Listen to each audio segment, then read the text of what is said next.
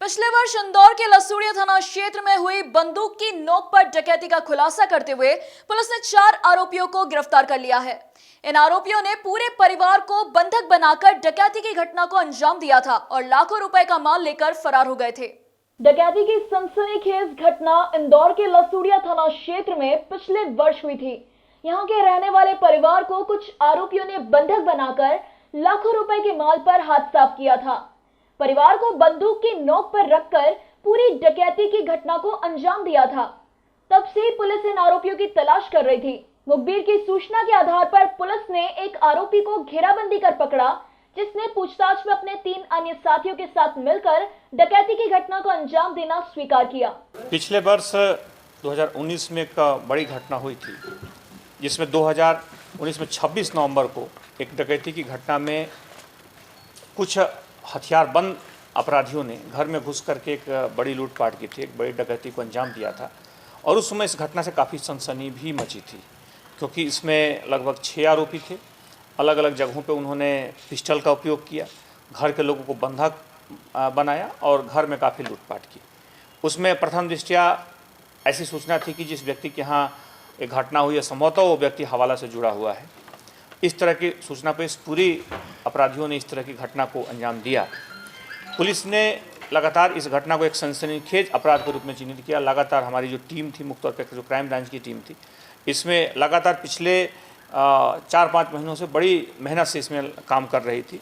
एक पूरी dedicated team इसमें काम कर रही थी, क्योंकि समान तौर पर जो इस तरह की घटनाएं होती हैं, अगर उन्हें न पकड़ा जाए तो एक दूसरी घटना के भी इस तरह के अंजाम देने का खतरा रहता है। और इसमें एक महत्वपूर्ण बात यह है कि जब पिछले दिनों एक घटना हुई जिसमें अन्नपूर्णा थाना क्षेत्र में एक मुख्य तौर पर दिन दहाड़े उसमें कुछ हथियारबंद लोग जा करके घर में डकैती की योजना बनाई थी, उसमें पहले हालांकि पकड़ लिया गया था। उस घटना के जब कुछ आरोपियों को पकड़ा गया तो उस घटना से और इस घटना में 2 आरोपी सामान्य हैं, 2 आरोपी कॉमन हैं।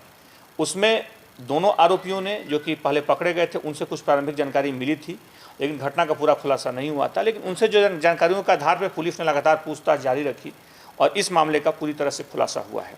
इसमें मुख्य जो आरोपी है कृष्णा कंजर देवास जिले का है।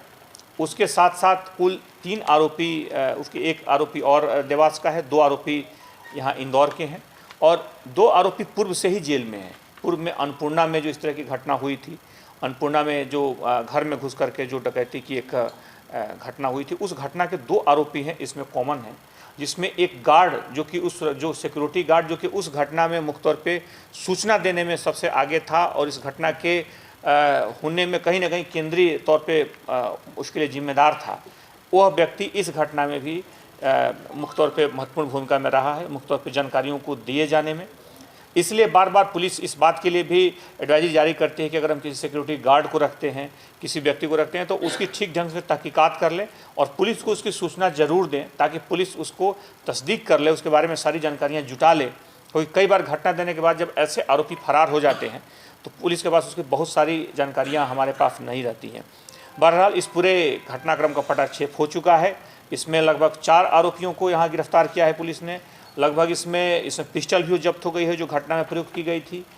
2 आरोपी यानी कुल 6 आरोपी थे, 2 आरोपी पूर्व से जेल में हैं अन्नपूर्णा कांड में। उन 2 आरोपियों को भी पुलिस फिर गिरफ्तार करेगी, फॉर्मल अरेस्ट कर लेकर पूछताछ करेगी और इनसे बाकी और कुछ मामलों के खुलने की संभावना है। पुलिस उसके बारे में डिटेल्स में पूछताछ करेगी। पूछताछ में आरोपियों ने पुलिस को बताया कि वहीं के गार्ड द्वारा सूचना दी गई थी कि गोयल परिवार के घर में लाखों रुपए का रोजाना आवागमन होता है, जहां डकैती करने से लाखों रुपए का माल मिल सकता है। गार्ड ने अपने साथी महाराज सिंह नागर व उसके अन्य साथियों ने मिलकर पहले रेकी की, उसके बाद कंजर गिरोह के कृष्णा कंजर को इसकी जानकारी दी। कृष्णा कंजर ने अपनी एक टीम बनाकर पूरी डकैती को अंजाम दिया था, जिसमें इन आरोपियों को वहां से ज्यादा माल तो नहीं मिला, वहां से 1 लाख की नकदी व सोने चांदी के जेवरात मिले, जिसे वे लूट कर फरार हो गए थे। फिलहाल पुलिस ने सभी आरोपियों को गिरफ्तार कर लिया है। वहीं 2 आरोपी वर्तमान में जेल में हैं। जब इनके रिकॉर्ड खंगाले गए तो उषानगर लूटकांड में भी आरोपी पूर्व में गिरफ्तार हो चुका है, जिन्होंने कृष्णा कंजर के साथ मिलकर वारदात को अंजाम दिया था।